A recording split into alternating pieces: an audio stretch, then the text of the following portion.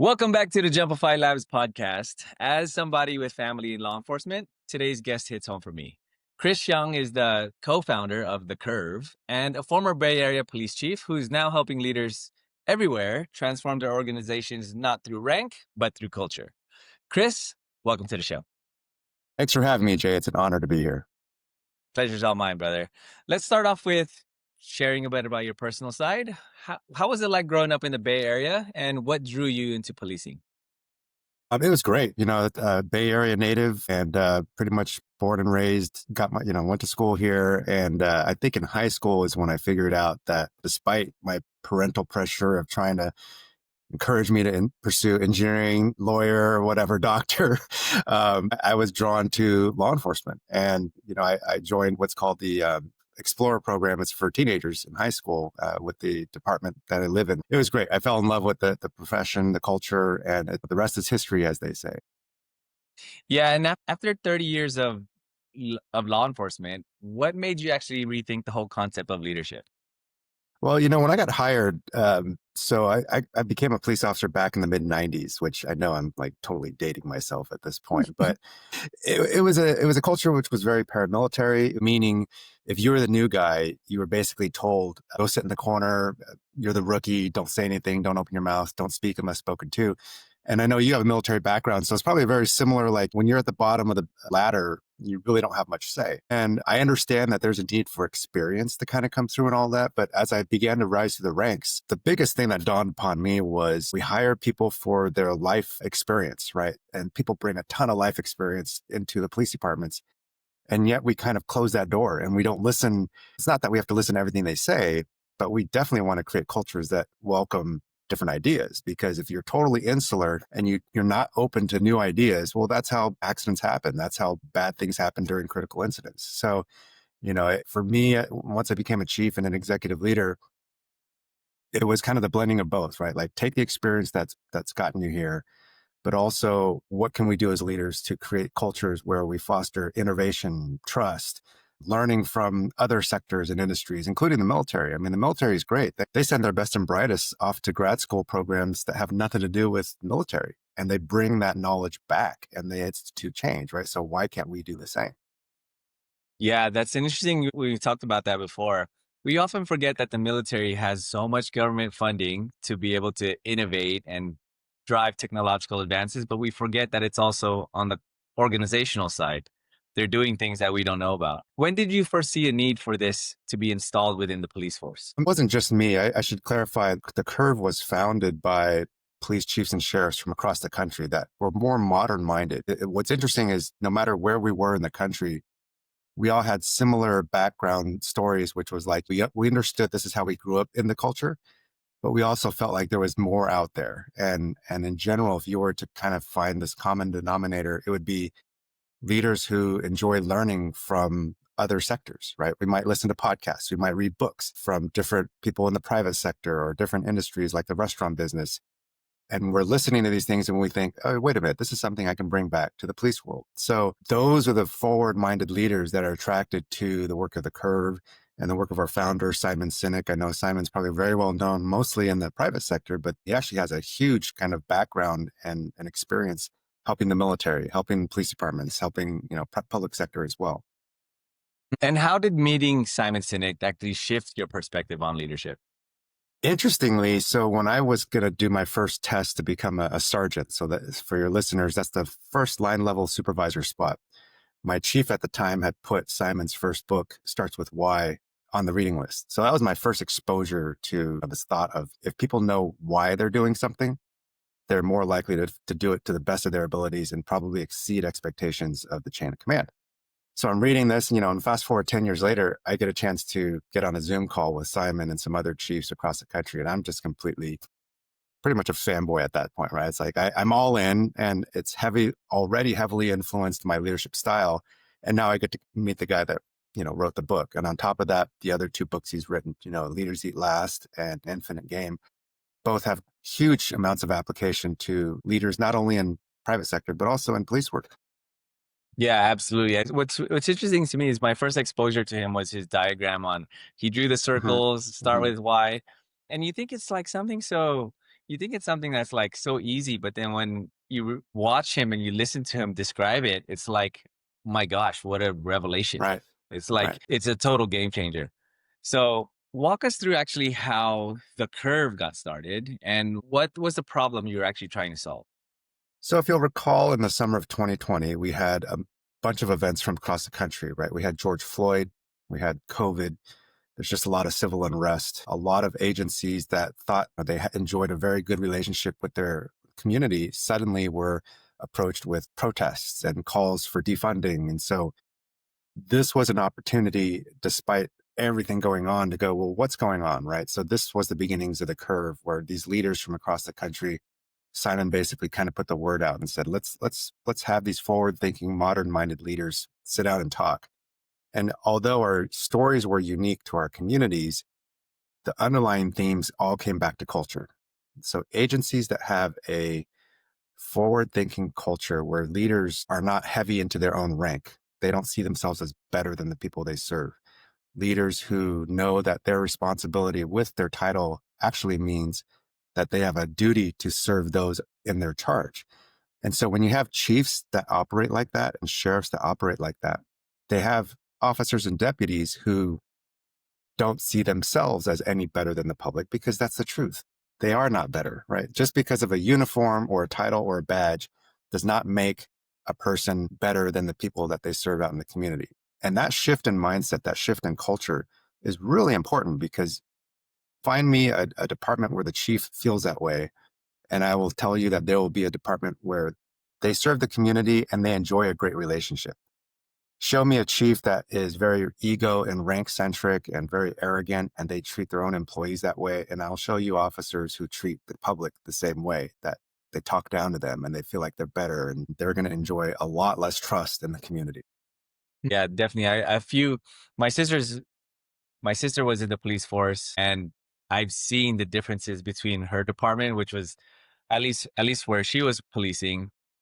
Police chief was super personable. She was very approachable, very much a chief of the people versus some of the other bigger departments where it very much seemed like the only chance you get to speak with them is when you're actually just not even speaking with them, just listening to them on more so just like on a public setting. So in regards to what we're discussing now, trying to instill that type of culture, what is the hardest part of turning an idea like that into an actual movement? So most of us, myself included, we used to think that, to create a change in a culture, you have to convince the majority of people. And that's just how we're always brought up. You got to convince the majority.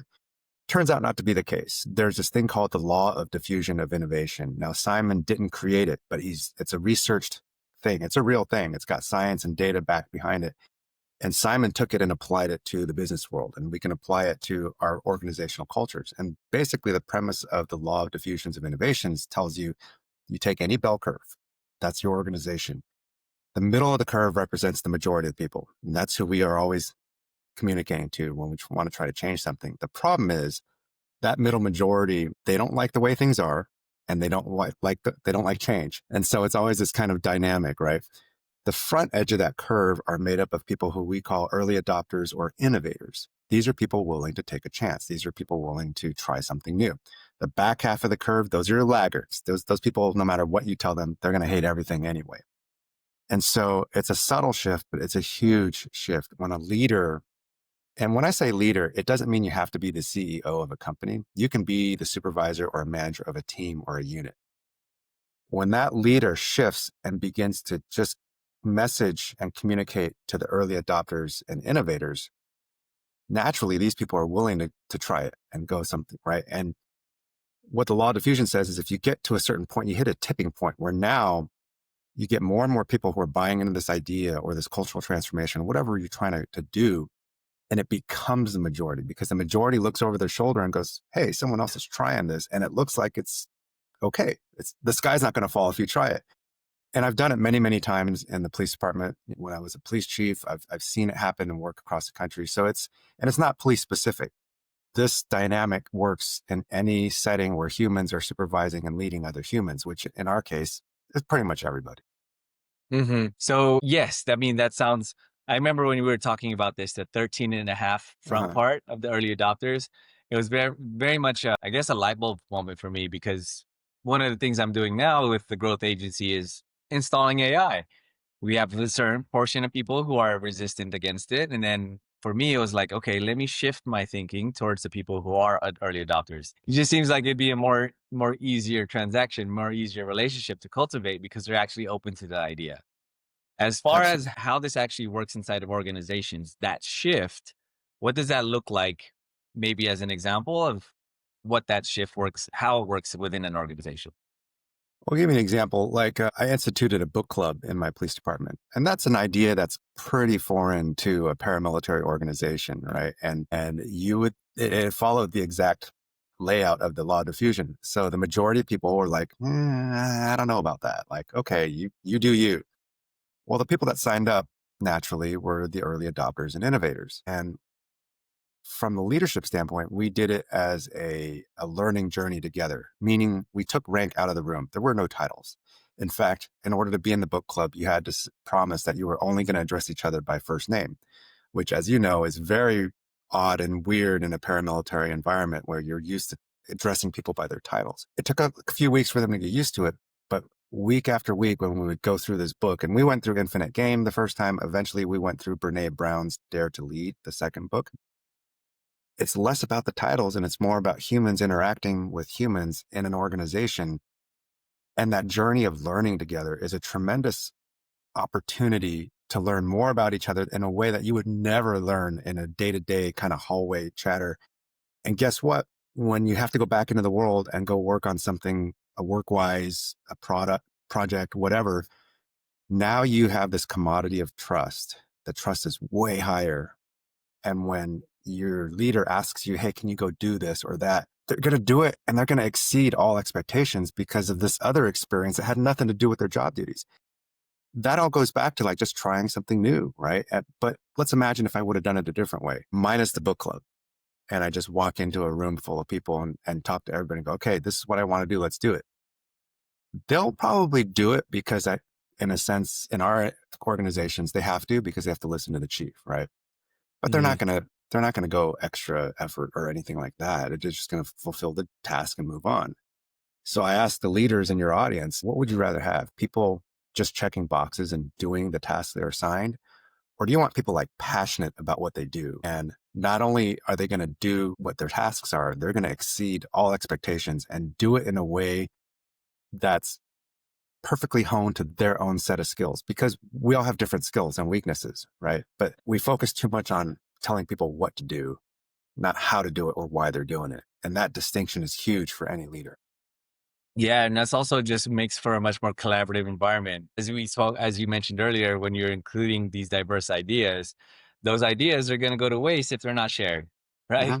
Hmm. Hmm. So it definitely tends to lend itself to just a more collaborative, more team oriented environment. As far as identifying those early adopters, do you have other methods outside of course, asking them? We can ask them to self-identify, but are there any actual methods for you to identify the early adopters?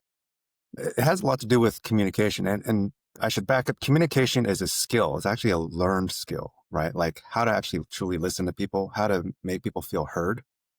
And as a leader, you have to kind of hone and do this so that when you're communicating with your organization, you can more readily identify like people that you're talking to, what their interests are. And so it can sound different. Like instead of saying, hey, anyone who's interested, let's go do this, you shift it a little bit and you just say, this might not be for everybody, but if you want to try something new and exciting, let's go down, meet me here, do this. Here's a meeting.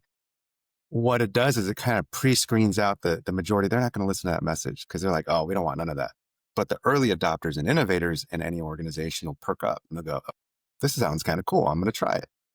They might say no in the end of the day, but you know what? You're going to probably filter out and grab the exact audience that you're looking for. And I'll be the first to say not every idea works. And that's okay.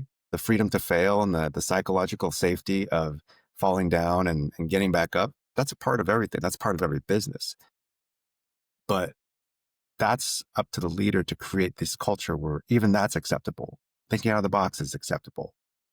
All these different things all kind of come together and create a place that's not just a job. It's a passion, right? Like Simon likes to say, every person that works in, I'll fill in the blank, has a right to be passionate about what they do, and they should be excited to come to work the next day, which makes the rest of us think, well, if they're not, why? Culture, right? So, Wow. That's heavy. It's really cool though, 'cause I've been part of organizations where you're excited to be part of the movement, and then other places where it's just been like, oh man, I'm just fulfilling this because I need to get paid. yeah, It's a exactly. different, it's completely different feeling, different kind of motivation throughout the day for sure. So we're talking about the curve, but we also mentioned the concept of actually tipping the curve.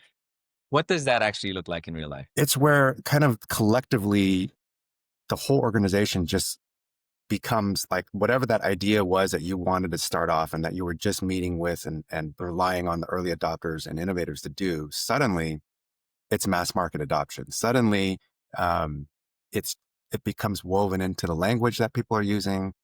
And I know when I became chief, one of the things that I wrote to the city manager and you've probably heard the term growth minded versus a fixed minded person.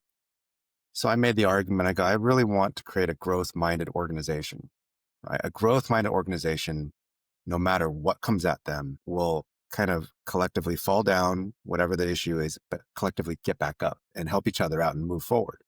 And so it's up to the leader, right? My very first command staff meeting, as I sat in front of my new executive team, I said, look, I don't have all the answers, but I know everyone in this room collectively, we do.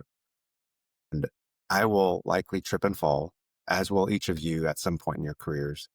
But it's okay because we have each other to pick each other up and keep going. I was always one of those guys, especially as a training officer, that I told my trainees, I would much rather you make the mistake with me sitting at your side than you trying to fake it and then have some colossal mistake down the road that gets you hurt or gets someone else hurt, right? Mistakes and falling down are part of the human experience. For anyone that's a parent out there, we know that, raising kids, the kids learn when they've fallen down and gotten back up, right? That's the more important thing. But if you protect your kid from every single bad thing that could ever happen, you're going to raise some kind of scary, bad, ill-equipped human beings, right? So it's the same in the workforce. If you want excellence in your organization, you have to allow for the short-term kind of dips in the metric or short-term failures. Innovation's only going to come when people aren't afraid to fail. Yeah. But what are some examples of how you personally applied the 13.5% principle in your leadership or maybe in some of the leadership of your clients? So a great example would be when we did the book club the first time, roughly 7.5 to 10% of people in the organization signed up. But when we did it the second time, we saw a lot more senior managers. We saw a lot more middle managers, a lot more of the majority. So again, that goes back to proving that once the majority sees someone else do it first and it's not a new thing, they're more likely to follow in the footsteps and try something new. And so it can be done in small teams, like teams of 3 to 5 people, but this also applies for organizations into the hundreds or thousands. And the curve is primarily focused on law enforcement organizations, correct? Yeah, but interestingly, we've found that we get asked by public sector agencies, some private companies. It doesn't surprise me because leadership is leadership. There's nothing about leadership that says that when you boil it down to it, it's how humans lead and inspire other humans. So it doesn't surprise me that it would jump sectors or jump. Here's a really funny story.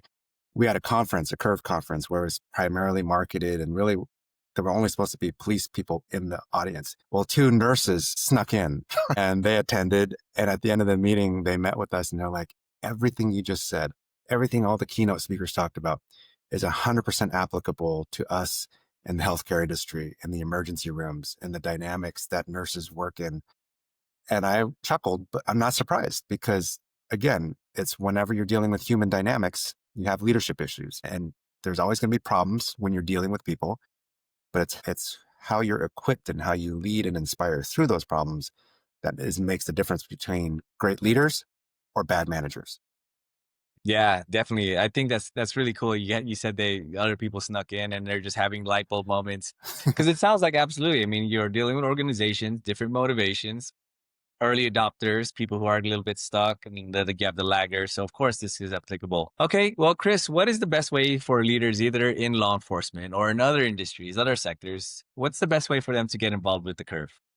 Well, our website, thecurve.org, is a great place to start. There is a free leadership resource library on there that has a ton of videos from Simon, articles that we put out 1 to 2 a week. We're also on Instagram and LinkedIn. Just search for us on The Curve, and we're happy to connect and provide any help or resources that we can. And what's next for you in the curve in the next 12 months? Just continue to get the word out. What's interesting now is we have a ton of momentum, a lot of recognition in the industry. Like people in the law enforcement industry know about the curve, even as far as Canada and Europe. And so it's just to continue to do that, to spread the word. What's really interesting is we actually see ourselves more as a social movement and not so much as a training company. So it's really to provide that inspiration for people to have that light bulb moment and to have leadership takeaways in their own journey. And Chris, how can listeners connect with you personally? I'm also on Instagram and LinkedIn. Instagram is chris.hsiung, and I know my last name is spelled weird. It's chris.hsiung, but also feel free to connect with me on LinkedIn. I'm very active on both platforms and happy to just help anyone along their leadership journey. Thank you so much, Chris. This has been a fascinating conversation. I love how you kind of simplified this whole thing about instead of trying to mass market to everybody, let's focus on the early adopters and let the mass market kind of take care of themselves. So I think that's a huge light bulb moment for anyone that's listening. I know it was for me. If you are listening and you want more stories like this from other leaders such as Chris himself, be sure to tune in for the next one. We have a lot of cool stuff coming up. My name is Jay. Thanks so much.